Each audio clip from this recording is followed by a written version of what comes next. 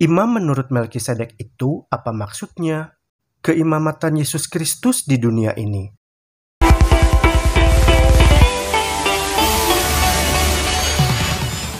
Mazmur 110 ayat 4. Engkau adalah imam untuk selama-lamanya menurut Melkisedek. Bunyi ayat tersebut adalah menunjukkan suatu sumpah ilahi dengan menetapkan keimamatan Mesias. Inilah bunyi ayat tersebut selengkapnya. Mazmur 110 ayat 4. Tuhan telah bersumpah dan ia tidak akan menyesal. Engkau adalah imam untuk selama-lamanya menurut Melkisedek. Yesus Kristus bukanlah keturunan Harun yang merupakan seorang imam.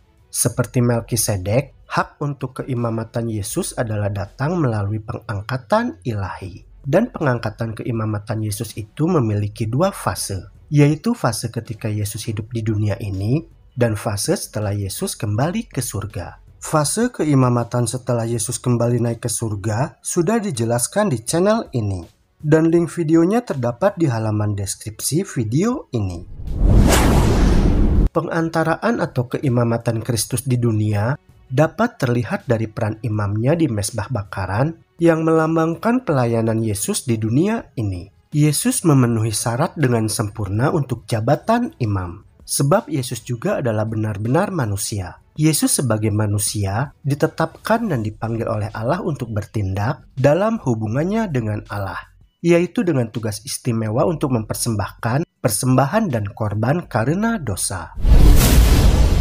Di Alkitab Perjanjian Lama diceritakan bahwa seorang imam itu mempunyai tugas penting untuk mendamaikan para penyembah Allah melalui sistem korban. Sistem korban tersebut adalah menggambarkan penyediaan penebusan atas dosa.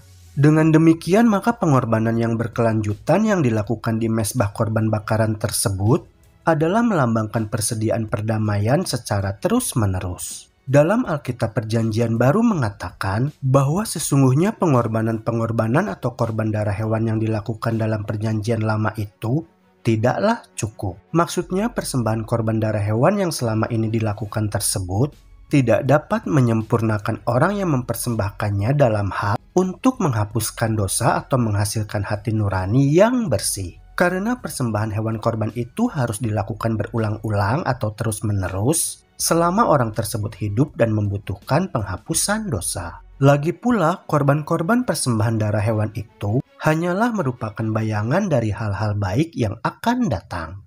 Perjanjian Lama mengatakan bahwa Mesias sendirilah yang akan menggantikan upacara-upacara pengorbanan melalui darah hewan tersebut.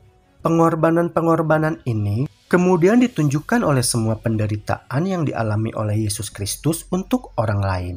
Dan juga ditunjukkan oleh kematian perdamaian Yesus sebagai Sang Juru Selamat. Yesus sebagai anak domba Allah menjadi seolah-olah berdosa bagi kita dan menggantikan kutukan yang ditimpakan kepada seluruh umat manusia. Darah Yesus menyucikan kita dari segala dosa. Oleh karena itu, kita seharusnya sangat bersyukur. Sebab selama pelayanan yang dilakukan oleh Yesus di dunia ini, Kristus adalah imam dan juga persembahan korban untuk seluruh umat manusia.